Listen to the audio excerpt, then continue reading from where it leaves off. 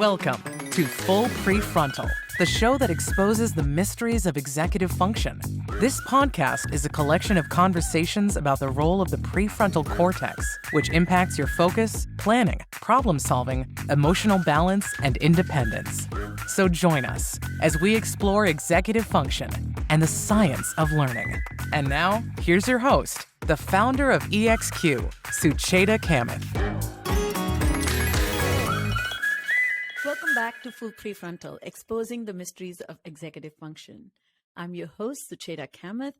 I believe by tying the findings from neuroscience, psychology, anthropology, social cognition, and education into everyday transformations, a lot can happen to our personal and collective growth. Research suggests executive function is the backbone of moral development, and many of our moral discretions depend on our interpretation of the world. But what about our cognitive distortions, biases, and cognitive shortcuts such as stereotypes? They too filter the world for us, and we react and make decisions accordingly.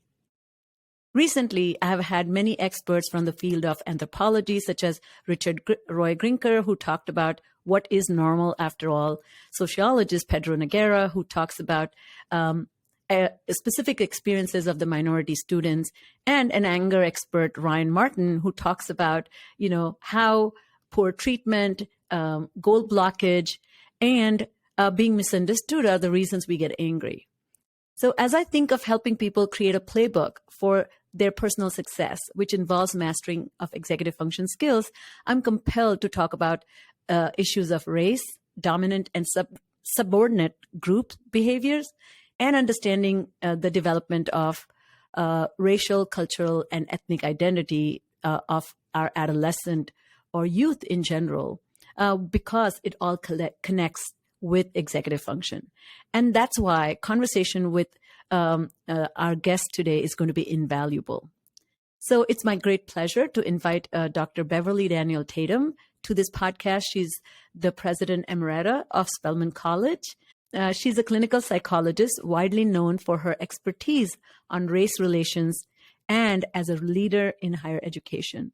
In 2013, she was recognized with the Carnegie Academic Leadership Award, author of several books, including the best-selling Why Are All the Black Children Sitting Together in the Cafeteria?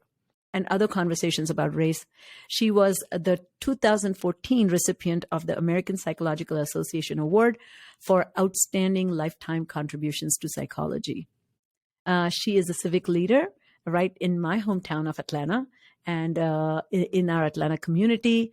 I had the pleasure and privilege of hearing her in person for the first time in 2015 as I was going through my Leadership Atlanta 1-year-long experience. And she transformed my perceptions, my beliefs, and my roles and responsibilities towards contributing to my own community. And I'm very grateful for that. She serves on many boards, of including Westside Future Fund, Achieve Atlanta, Morehouse College, and the Tull Charitable Foundation. She is also a trustee of Sesame Workshop, Smith College, and Educational Testing Services. What's so remarkable about her is the book that I just mentioned, Why All the Black Kids Are Sitting in the Cafeteria Together, was written 20 years. And then she did an upgrade to that book. And we're going to find out whether situations in life has changed since then or not. So welcome to the podcast. How are you? I'm very well. Thanks so much for having me. So let's start with the conversation. Does United States of America have a race problem? And why do we have such a difficult time talking about race here or maybe globally too? Well, I think it's a challenge in a lot of places, but it certainly is a problem here in the United States. And I think that has everything to do with our history. It goes back in many ways to the very beginning, certainly in terms of how the indigenous people were treated when the European settlers first arrived, and then, of course, the institution of enslavement of people of African descent added to that mix, and we are dealing with the legacy of that since that time. It changes over time. We know that how racism manifests itself has not necessarily remained the same, but it has persisted. And we certainly still struggle with how to undo that initial harm. Thank you for getting us started there, because I think one thing that, again, you're such a psychologist and an educator at heart, so I can see incredible compassion in the way you present these complicated matters, inviting people to have another look. Because I think if they were just cold facts presented, people may process it, but not really emotionally relate to it. One thing that I think I would like to start, I was born and raised in India, and I tell people when I came to US, I became brown. And so this is such a remarkable experience of, coming from a country with billions of people who look similar. We have colorism, don't get me wrong. But one thing is, can we talk about dominant and subordinate groups? And what are the dynamics? How do you define them? And also, I had experienced it before, but never eloquently was able to say it or even understand it for myself. That one thing you say in your book, that, we have free entry into white person's house through television, through billboards, through shows, movies. So there's a very clear idea how white people live. But anybody who is not white, their experiences are either muted or they are put through a lens that may not be favorable to that group. So I would love to see you set the stage for this discussion about dominance and subordinate groups. Sure. Well, let's start with the dominant and subordinate concept. And what it really refers to is identity, and which identities are part of the majority or the norm, because it doesn't even have to be numerical majority, but some identities fit into the cultural norms and some identities are outside of them. So what do I mean by that? All of us have multiple identities. We can think about our identity in terms of our race or ethnicity. We can think about our identity in terms of our gender, our sexual orientation, our physical ability, our age, our language, our religious affiliations or identities. So all of these identities are important to us in one way or another, but some of them may be more salient for us. Some aspects of our identity we pay more attention to. We as human beings tend to pay attention to those identities that draw other people's attention to us. So, for example, if I was a very tall person, I'm not, but if I were a very tall woman, people might respond to my height. They might comment on it. They might say, "Oh, you're so tall." I have two sons, one of whom is now, as an adult, about 6'3". When he was a child, he was, as children are, half his adult age at the age of 2. So if you're growing up to be 6'3", that means you are, already over 3 feet as a 2-year-old. And people were always saying, "Oh, you're so tall for your age." That was a salient part of his identity. But when we think about these categories, these social categories like race, like gender, like socioeconomic status, some of those identities draw people's attention to us. If you are a dark-skinned person in a light-skinned community, right, a person of color, black or brown, in a largely white community, those white people are going to notice and comment on your skin color, your difference. That identity is going to likely be a subordinate identity. Whiteness in that context is a dominant identity. So if you're white, you don't need to mention it. Right, exactly. So if, as a student of mine said, if you're white, you might just think of yourself as, quote, just normal. And if you see yourself as the norm, as the cultural norm, as the numerical majority, as the powerful group, the group that has status and privilege, then you might not be thinking about it. You just go through your life doing the things you do, assuming that the world is going to work in a particular way.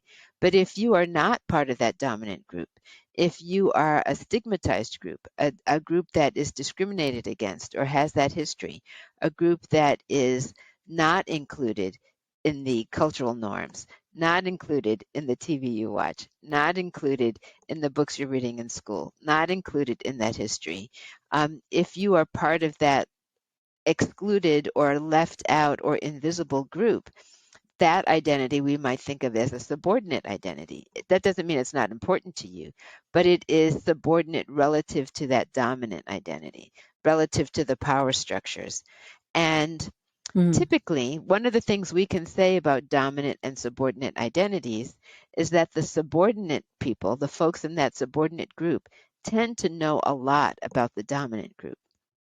But the dominant group Absolutely tends not to know very much about the subordinate group. And it's understandable why that is. Just think about any kind of power relationship. If you are the administrative assistant in the office working for an employer who has the power in that relationship, you need to know a lot about that employer. You need to know what makes that employer happy. You need to know what you need to do to be successful in your job. You might need to know something about that employer's personal life because it impacts his mood or her mood. But the employer doesn't necessarily need to know anything about you. In an ideal world, they would take interest in you, and you'd have a mutually beneficial and supportive relationship, but it's not required. It is required of you to keep your job. It's not required of that employer necessarily to keep that kind of, to pay that kind of attention to you. They can just, go on about their business and kind of ignore what's happening at your front desk. So that when we talk about those dominant identities, those subordinate identities, what we're really talking about is a power relationship. And the more powerful you are, the more you can, more access you have, the more access you have, and the less you pay attention. You probably should be paying attention for lots of reasons we could talk about, but there are, you're not required to pay attention to the folks who are subordinate to you in that way. I really like the way also in the book you talk about this idea of who's working hard, and that's one thing that has really come up in a lot of my work in when we are processing the world. If two parties are equally vested in understanding the intentions and motives and frames of references, then there is much congenial, or at least they're all on equal footing. But when one group or one person in the group does not need to put that effort, they actually also can be aggressors. I'll give you a quick story of not recommending the show or anything, but Succession is it's HBO show I was watching, and he's a billionaire, and they have multiple homes, as you can imagine, and they come home from vacation into their Manhattan apartment, and it's reeking of some dead animal. And then they find a raccoon or something, I don't know. And so he comes out, and then the worker or the contractor, he approaches the contractor and says, you think of, I'm a fool, you stuffed that raccoon, and I'm going to now pay you only $100,000 for all the repairs you did. But he says, sir, it is $300,000 material itself cost me that much. He says, you don't deserve it. You take that raccoon, and I know you. He said, I didn't do it. But, so I felt the kind of confidence he had in accusing the contractor of actually not only having malice, but not deserving of the fair compensation. And to me, that's the story of power that comes through, doesn't it? Yes. That we see. And I was wondering if this is something we see in the context of education, how we are teaching children. Children to begin with don't have power, but when they're in this racial or cultural power dynamics, we can interpret their behaviors as inappropriate or unacceptable when they could be culturally informed to be that way, right? Yes, and what's really surprising and disappointing sometimes is that even behaviors that are not that are quite appropriate are misperceived because the expectations are not aligned. So, for example, I've had the opportunity to interview young people about their experiences in schools growing up. And one of the stories I often hear, you'd be surprised how frequently these stories are shared, of young African Americans who will say, I wrote something or I did an assignment very well. And when I turned it in, I was accused of cheating because it was better than the teacher had expected me to be able to do. So this someone writes an essay and the teacher says, where did you get this essay? I'm going to do the word search to see if I can find where you've plagiarized it. Well, no, I wrote it myself. This couldn't possibly have been your work. That kind of experience, you can only imagine, is very disheartening for the young person who produced it, but it speaks to the misperception of the person whose expectations are shaped by stereotypes, shaped by that's really the best word for it, I think, the stereotypes that limit their ability to see their students in their full worth. I want to pick up on that. I think that another beautiful point you made in you did a TED talk, and you invited the audience to say, think about an early memory of race and what emotions did it invoke. And then you also followed by saying that most people report it being associated with confusion, anxiety, fear, sadness, or even shame. Yes. But no one has ever talked to you about it. I remember that. I remember shame or the mistreatment as a girl, as gender. And then mistreatment as coming, in terms of a brown person. I don't think I ever expressed that. First of all, I thought I was treated that way because I deserved it, or they must have seen something in me that invoked that response, because dominant culture can do that. But what's so wonderful about that invitation, I thought, is this is an invitation for teachers and parents. So can you talk a little bit about why did you frame it that way? That why are these experiences of identity and particularly that invoke sadness or shame or anxiety or fear are essential for correcting the course of childhood developmental trajectory, so to speak? Yes. Well, I often start my public presentations with these questions because I find that it gives us common ground. Many people, regardless of their racial background, have had experiences with race in the United States, for sure. And even someone who might think, well, gosh, racism doesn't have anything to do with me, if you ask them to think back to their earliest race-related memory, they will often recall something that actually does have something to do with racism. Maybe they saw or heard someone being called a name. Maybe they were themselves being the target of someone's name calling. Maybe they observed an interaction, an unfair or discriminatory interaction between two adults and witnessed it as a child. Maybe there was an incident on the playground where someone was being teased or made fun of in some way. There are all kinds of experiences that people have. Sometimes they're just images, not even something happening from one to another, but looking out the window and wondering, why the homeless people that they saw as they drove by were dark-skinned people, or wondering why, the news story, or today, let's imagine you're a young child today wondering about George Floyd and why did that happen? There are incidents that young people, when they are children, experience and remember even into their adulthood. And so if you ask people to take a moment to think back to an early race-related memory, most people will, in fact, quickly think of something. Within just a few seconds, they will have called something up.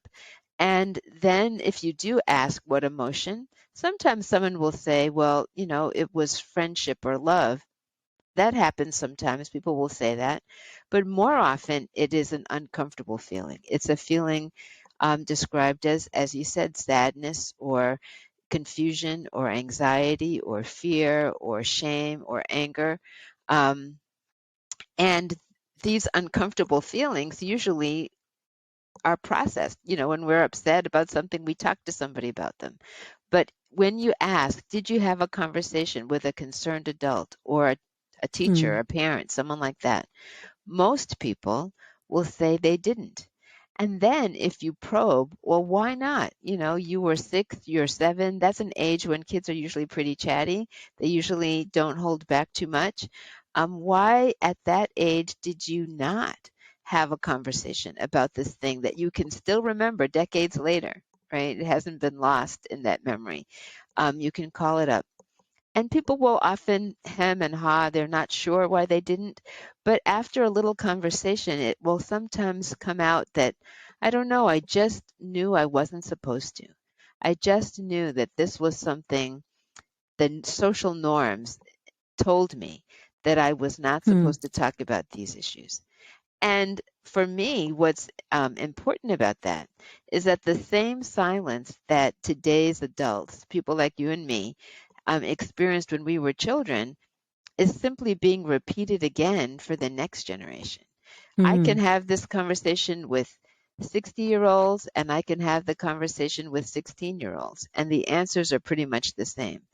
I just knew I wasn't supposed to talk about it. How can we solve a problem without talking about it? If we understand that racism is a problem in our society, we need to have the language and the opportunity to talk to each other about it so that we can start to do something differently. And listeners, I'm going to do a little plug.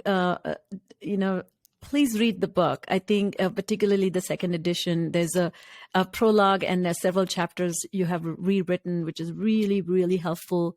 But conditions have not radically changed. But what I loved is every step of the way your examples. I think even examples of your precocious children and your sensitive handling of it. When such situation comes to mind, share with our listeners the story of your son coming home, being told by a friend that about the chocolate milk. Yes, And I think if you can elaborate on that last part where you said, who is really talking to that white child? And I yes, love that because we as a minority are so invested in educating our children. I'll quickly, before giving you a chance to speak, my when I had my children, both of them born in U.S.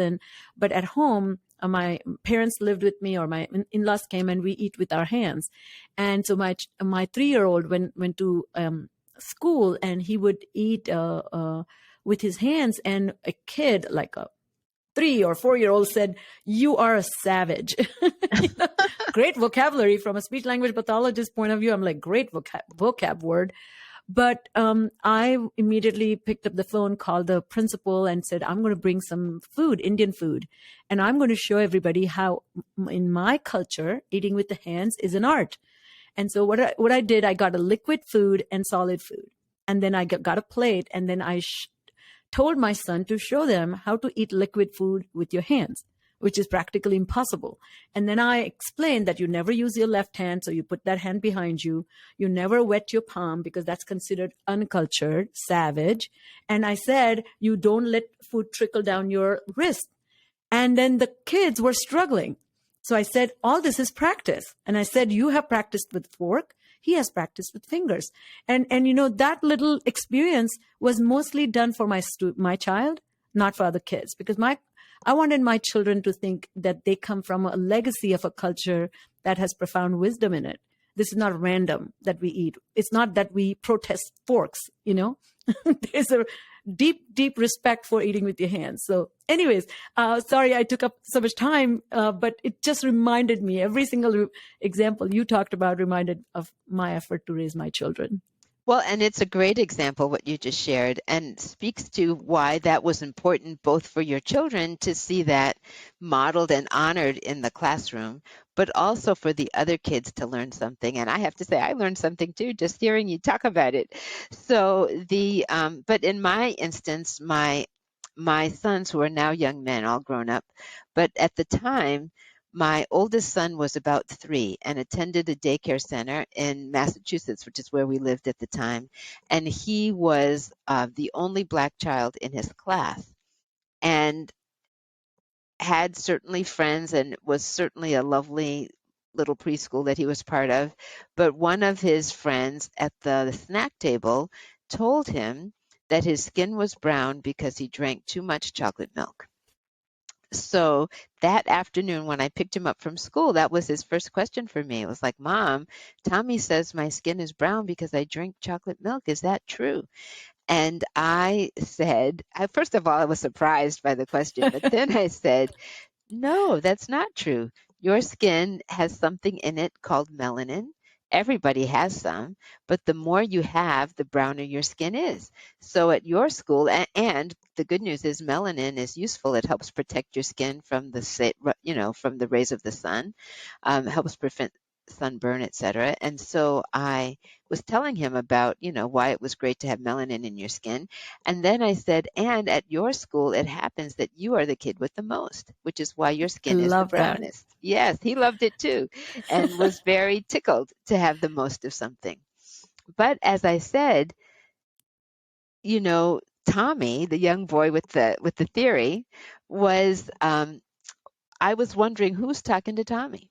So I went to school the next day and talked to the teacher, the classroom teacher, and asked how was she handling conversations about difference in the classroom.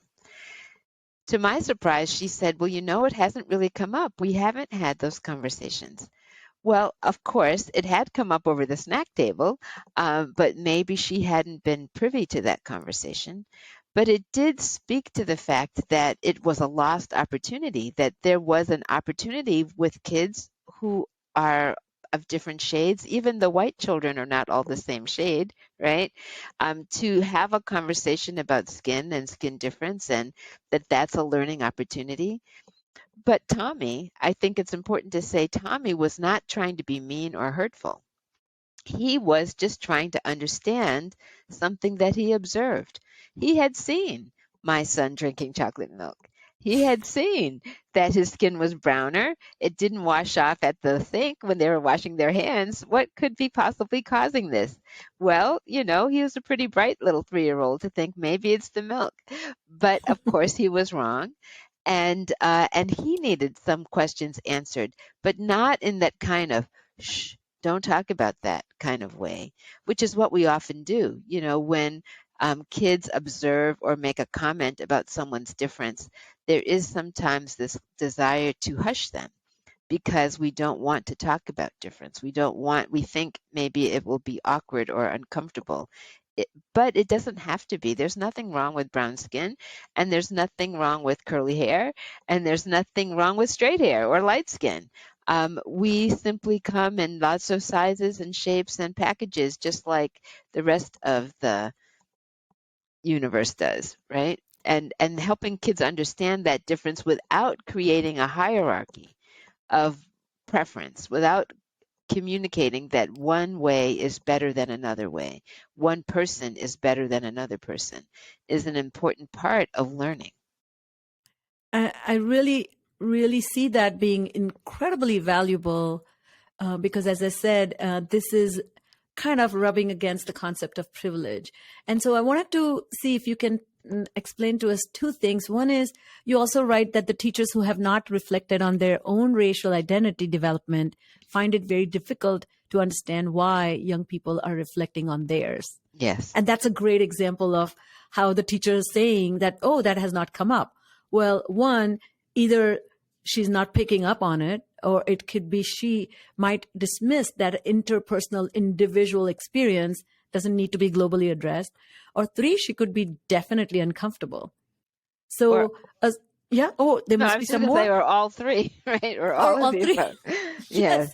So what are your thoughts about the role teacher plays and this level of discomfort or tendency to really raise, and I see this more with white community, raising color blind like children, or taking great pride in saying my child is colorblind, which may be a huge disservice to people of minority.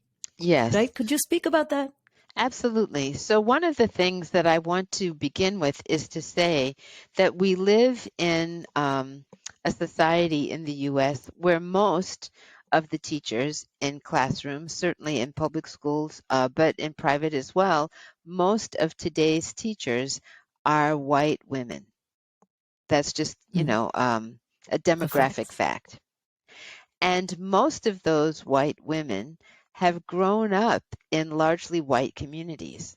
And that is a fact because of the segregation, the persistent residential segregation that pervades the United States, very common. That's not to say every single one does, but this is to say most white people have grown up in largely white communities. Even today, research tells us that 75% of white adults have no social networks of color, that they are essentially racially Mm. isolated in white communities, white workplaces, white churches, white schools, etc. So this is to say that a lot of teachers have come up in environments where they didn't have firsthand opportunities to get to know people outside their own racial or ethnic group. And what are they missing when that happens? Well, they're missing a lot.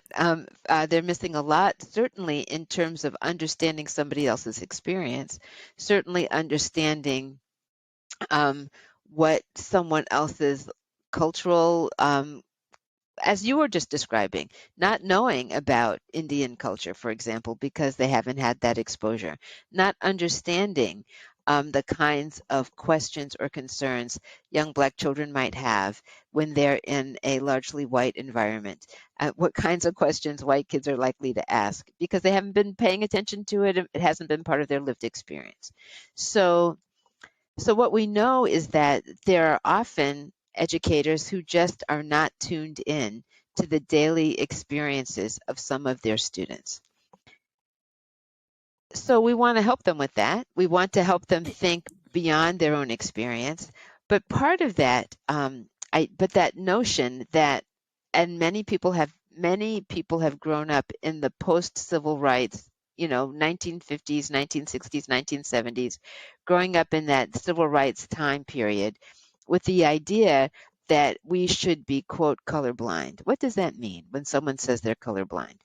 What it means typically is that they have learned not to comment on Hmm. someone's race or ethnicity. It's not that they don't notice it, right? All the evidence suggests that they are noticing and responding, but they may or may not be speaking about it.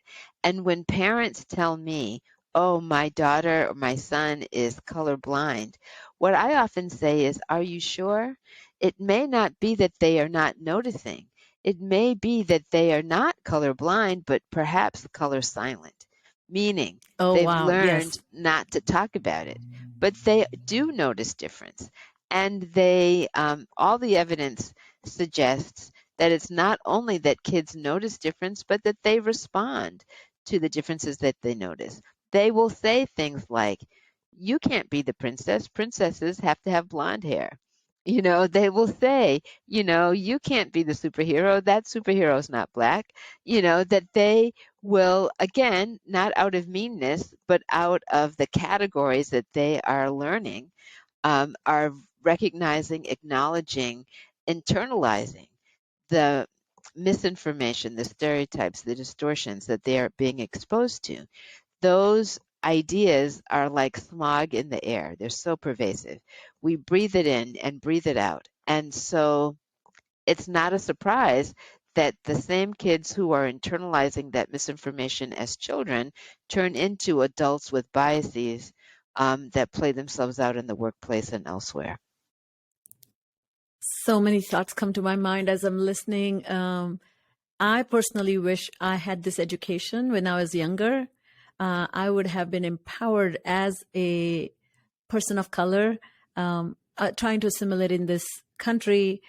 I was deeply subjected to, a colonized world of India. So, really having reverence for lighter skin, lighter eyes, definitely praising or considering that to be of value or an asset or something that's lacking in anybody who's not that is a framework I'm very familiar with, which truly I think there needs to be racial healing, I call it, in India that needs to happen with these matters. But I feel as a person with minority, you adapt the prejudices that you have been subjected to, whether you like it or not.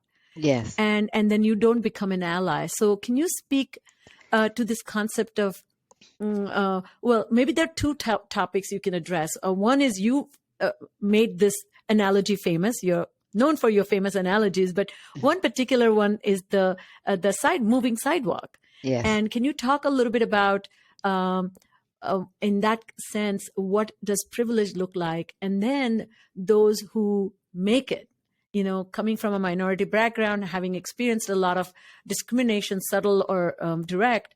Once you make it in whatever class system or breaking barriers, you don't want to look back. You kind of hold on to your own tiny power, and then you don't become an ally. And that also concerns me, that I would like my children, myself, my family to be the ally for everybody. And so there are a lot of barriers to do that. How would you describe that? Well, let's start with that moving sidewalk analogy. Right. So Yes. in my book, when people ask, what's racism? What's anti-racism? How do I understand racism as a system? I often use this analogy to help people get the point. Sometimes when people think about the term racism, they are thinking about what can be referred to as individual acts of meanness. The person who calls names, the person who writes racist graffiti, the person who, harasses somebody on the bus, the person who burns a cross on somebody's yard. Those are clearly racist behaviors, but that's not what we mean when we talk about systemic racism.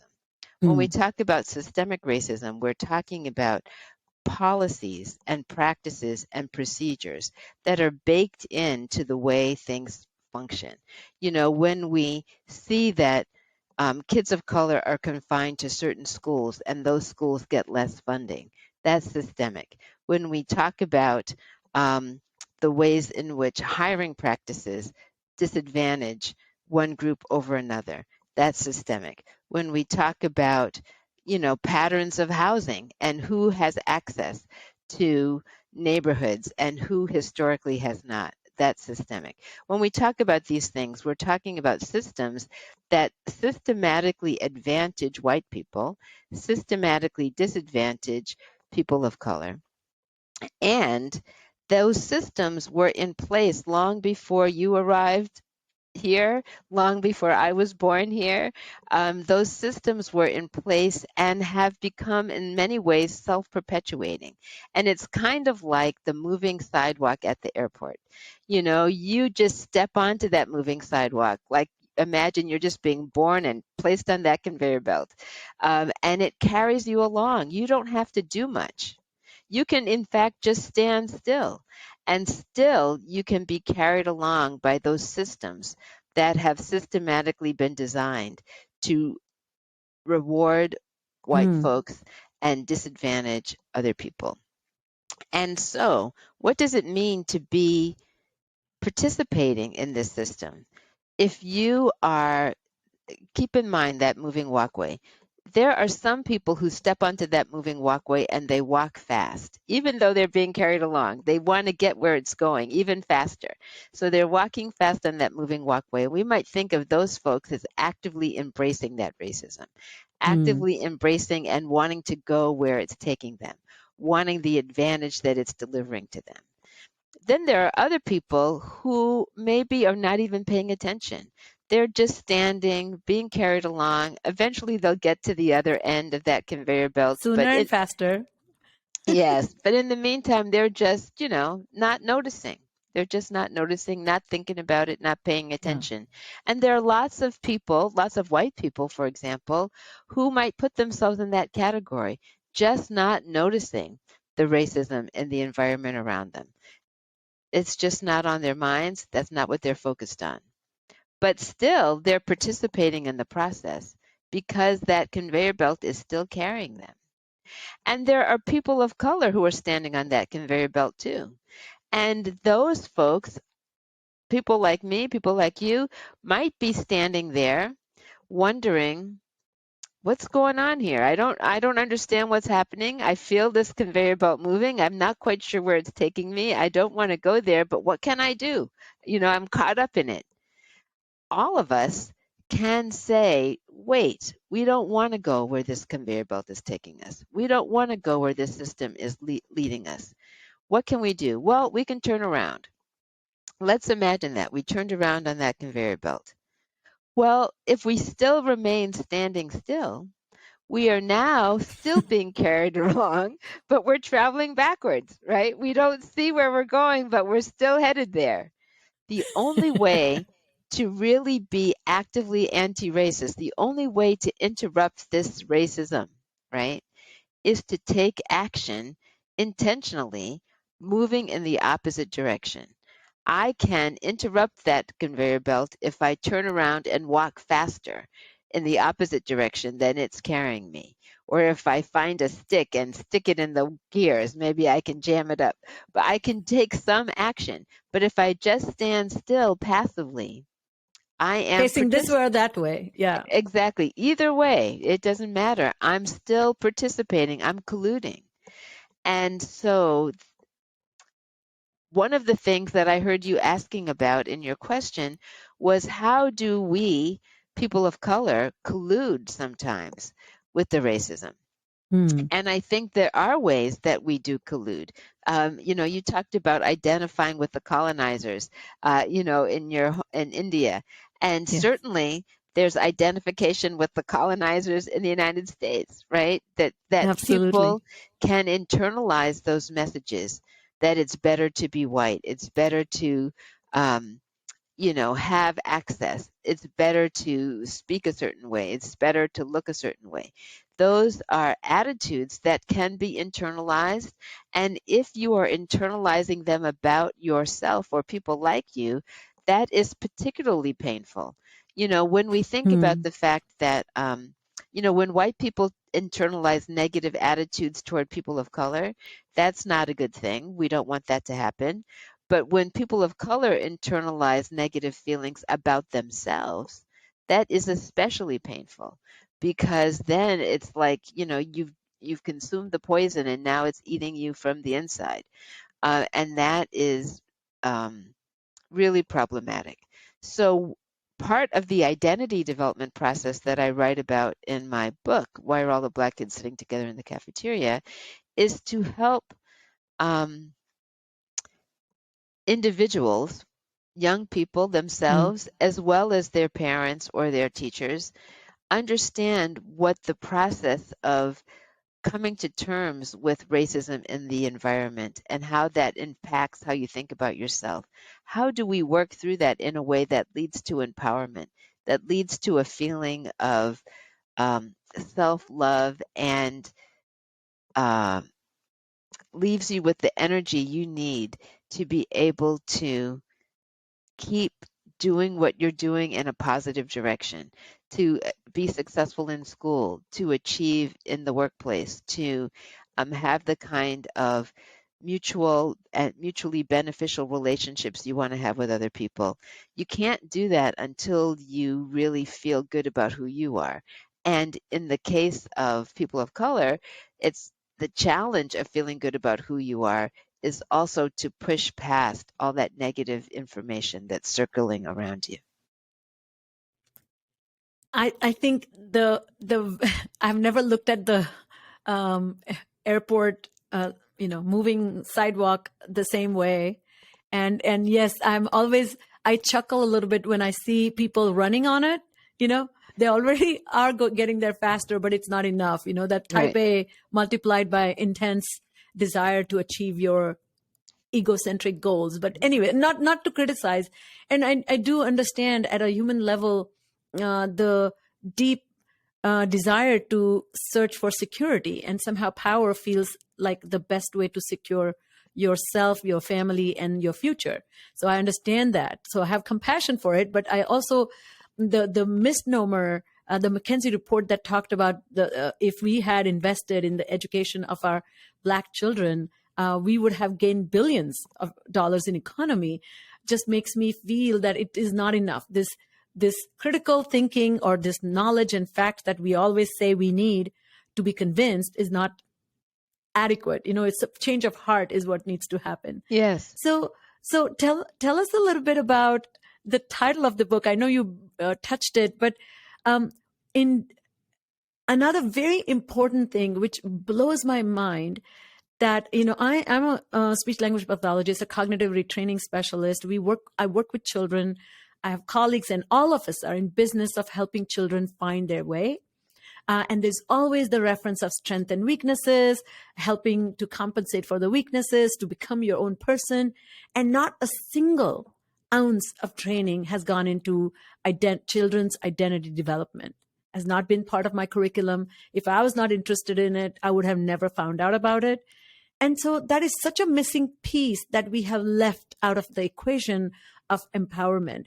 As I have had many researchers now, Anindya Kundu and Daryl, and they were all talking about this critical consciousness. And there's so much benefit in empowering children to know who they are, how to belong, and how to find your purpose. But we don't understand the developmental trajectory of it. And so tell us the title of your book, and why do we see adolescent teenagers, particularly minorities, sitting in the back all together, huddled up as a group? So the title is a long title. Why are all the Black kids sitting together in the cafeteria, and other conversations about race? When people ask me about this title and how my book came to be titled in this way, I often say it has everything to do with the fact that this was a question that many people asked me. When I was writing back in the 90s, when I wrote the first version of my book in 1996 and 97, I was doing workshops in high schools and middle schools with in the Northeast, primarily in the Northeastern United States. And a lot of those schools were in the process of what we referred to then as school desegregation. So white schools, majority white schools, but starting to have more Black and brown kids in them, were really trying to figure out how to bring these communities together across lines of difference. That was part of what was happening at that time. And yet, when you walked into that high school, the principal or someone else would say, we're trying to bring all the kids together, but why are the Black kids sitting together in the cafeteria? What can we do about that? And what I came to understand from this question was there was this real sense that it seemed to the school administrators that something was wrong if the kids were sitting together in the cafeteria, that they should be kind of dispersed all around. But it's scary. Yes.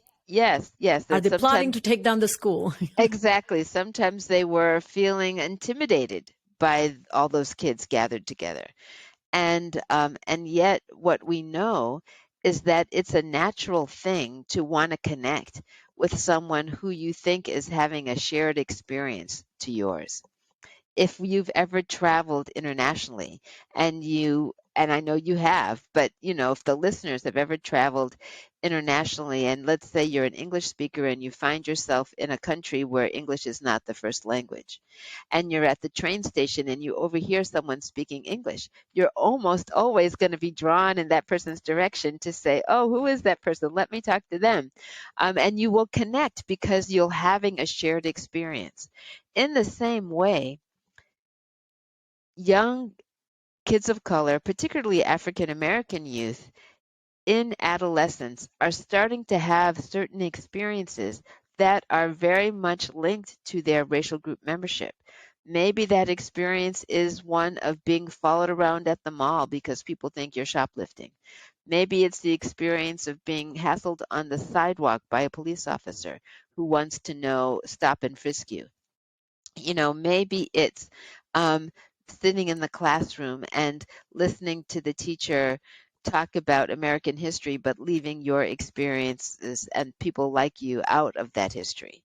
Maybe it's about wondering what is going to happen in the midst of a pandemic that seems to be particularly targeting um, members of your community at much higher rates of illness and death. It doesn't really matter what the shared experiences are. When those shared experiences are taking place, you want to be able to connect with other people who understand it. And so it's not necessarily a bad thing to have the opportunity during lunch when you're relaxing to connect with someone who has a shared experience with you. What I often say to school administrators when they ask this question is not why are all the Black kids sitting together in the cafeteria, but where are they sitting in the classroom? Is there an opportunity in the classroom to bring kids together across lines of difference? Is there an opportunity for every kid in the classroom to feel affirmed and included and made visible in the curriculum in ways that will be empowering? They may still want to sit together in the class in the cafeteria when they have that opportunity, but that doesn't mean we can't create opportunities for kids to connect across lines of difference and help them develop skills for the 21st century, which include knowing how to engage with people different from yourself. And what's so remarkable about this approach or this understanding is one, I think you also alluded that children who are white, they have no idea the experience of the minority. And if you have never known those experiences because nobody has talked to you, your family doesn't talk to you, your teachers don't talk to you, you have never witnessed it, nobody has followed you in a mall. I remember when during my Leadership Atlanta training as an adult, as a quite established professional, we had a judge who stepped forth and said he, as a judge in the city, gets followed when he goes to Neiman Marcus or Macy's. And my jaw dropped because I had never heard such a thing. Like, even though I am a minority, nobody follows me. So there is, again, hierarchy regarding what this racial or stereotypes are. So that's one thing. And second thing that was also the point you make is remarkable is when children see that their experiences, which are far different than the dominant group, they feel heard and seen, and that is sometimes adequate to heal. You Yes. can move forward by simply saying, I said this to a bunch of people who had no interest in my racial experience, and now I feel okay. I don't need to do that every day or every time, because anyway, we are used to not talking about your private matters of anxiety, shame, fear, those kinds of things, right? So this contributes to healing that's so critical to get past this and do the business of living. Otherwise, we are held back by our own perceived notions of inferiority. Yes. One of the things you said, which I think is so important about, when you're able to express what it is that you're experiencing, to have other people hear it. I'm reminded of the work of a psychiatrist named Jean Baker Miller, no longer living, but wrote very eloquently about the importance of feeling seen, heard, and understood. That we all want to feel seen, heard, and understood. And when we have that opportunity given to us by another person who truly listens, who can see who we are in our fullness, can hear what we want to say, leaves us feeling understood, that is a real gift of empowerment that we take from that interaction. And that's what every child should be getting. But we know, unfortunately, that not every child is getting that, particularly in their school setting. I'm brimming with joy because I have identified that as one of the resources in your book, and actually had opened the page to that page. So as we end, the story won't be complete if you don't give us a sense of hope. So you do talk. You have dedicated last part of your book to talking about ways to overcome this, resources and approaches. Can you share a few ideas where you have seen success and how to conceptualize what success in this domain really looks like? Well, one of the things that I think success looks like has to do with empathy. Hmm. Dr. King, in his last book, which was titled, Where Do We Go From Here? Chaos or Community, talks Hmm. about the fact that laws can change, and they did change in the 1960s. But until there's a closing of what I refer to as the empathy gap, until the white population really starts to experience genuine empathy for the circumstance of, in his reference, African Americans, but more broadly, people of color, then we won't really see the kind of progress we want to make.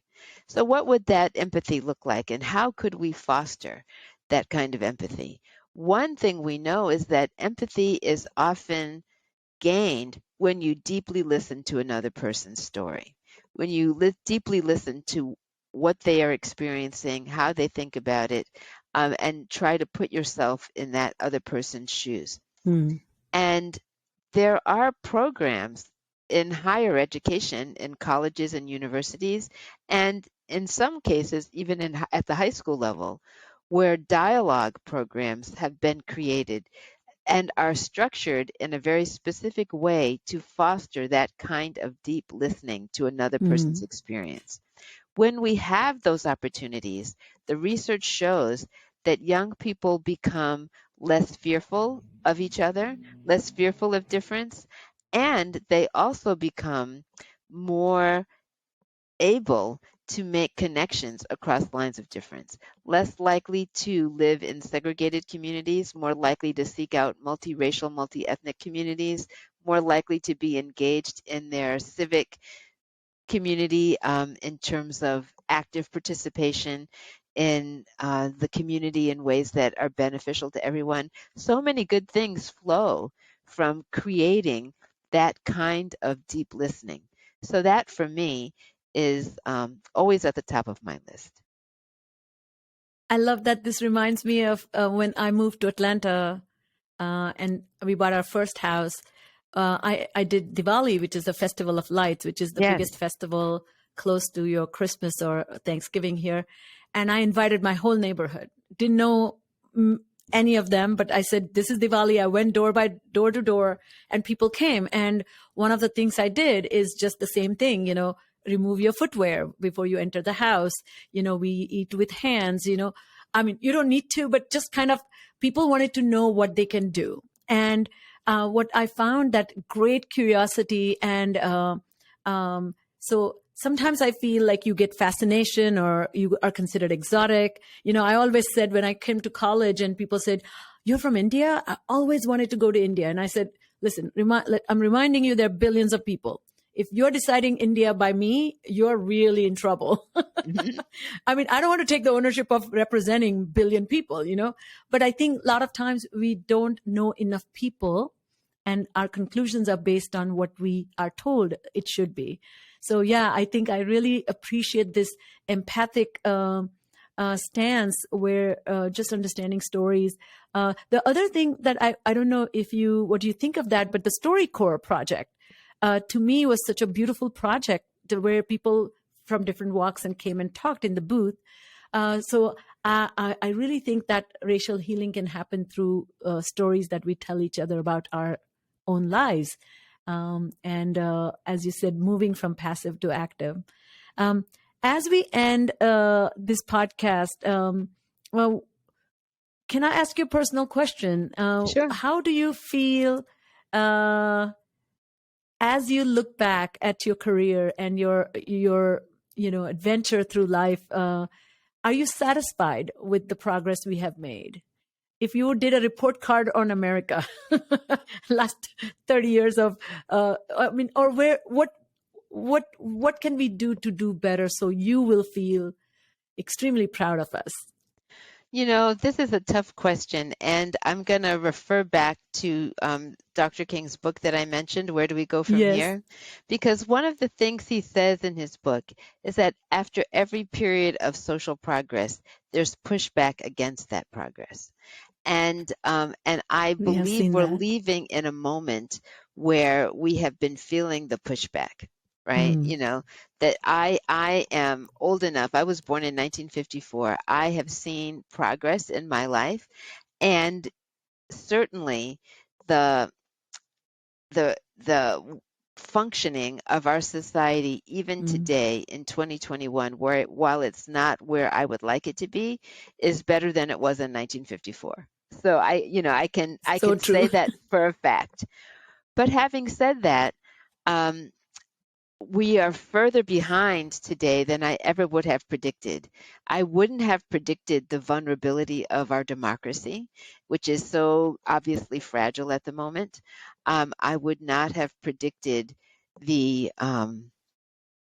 rise in white nationalism that we see on the horizon.